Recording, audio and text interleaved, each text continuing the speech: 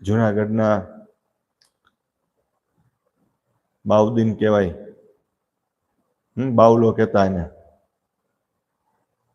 એ બાવલા ગુણાતીતાનંદ સ્વામી શિયાળાની ઠંડીમાં જુનાગઢ ગિરનારના તળેટીમાં ધ્યાન કરતા, સાધના કરતા, ભજન કરતા, એ રીતે સેવા કરતા. અને સ્વામીને, ગુણાતીતાનંદ સ્વામીને ખૂબ ઠંડી લાગી, ખૂબ જ ઠંડી, આમ થરથર થરથર ધ્રુજે, રેવાય નહીં, ચેન ન પડે એવી ઠંડી. એક ગિરનારની ઠંડી એટલે ભૂકા કાઢી નાખે.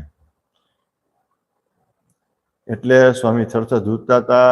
એવામાં આ બાવલો અને એની માતા મુસ્લિમ હતા. એને કીધું કે આ તો ઓલિયા પુરુષ છે. સ્વામીએ કીધું કે મને ઠંડી બહુ લાગી, દીકરા મને આ તાપણું કરી દે ને તો હું મારી ઠંડી ઉડાડી દઉં.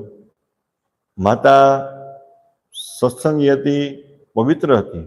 એને કીધું કે બેટા આ ઓલિયા પુરુષ છે, અને તું આ આપણા લાકડા છે ને, આજે આપણે ઉપવાસ કરશું, આજે આપણે જમશું નહીં, પણ તું આ સાધુને આપણા જે કાંઈ લાકડા છે ને, લાકડા આખા આપી દે, આપણે એક દી ભૂખ્યા રહેશું. અને આખા લાકડા છે એ આપી દીધા. અને પછી સ્વામીએ તાપણું કરી દીધું છોકરાએ. સ્વામીએ કલાક, 1.5 કલાક, 2 કલાક છે ને, આમ સવારના પોરમાં આમ સૈકા હાથ.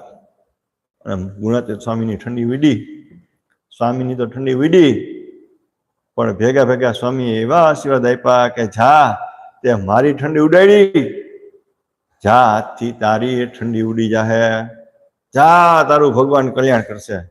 અને જોતામાં એ દિવસે જેદી સ્વામી તાપણું કરીને આવ્યા ને, બપોરનો સમય, યોગ બેઠો બાવલાનો.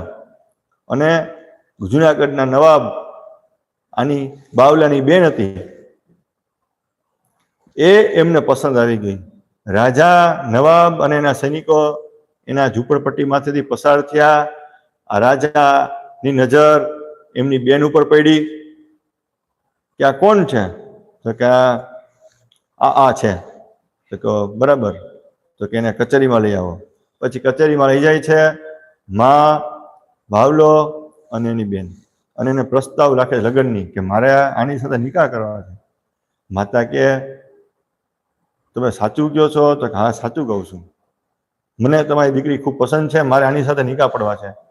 એટલે એને સદભાગ્ય જાણી અને એની સાથે નિકાહ પડે છે. અને પછી બાવલાને પોતાનો દીવાન બનાવે છે. અને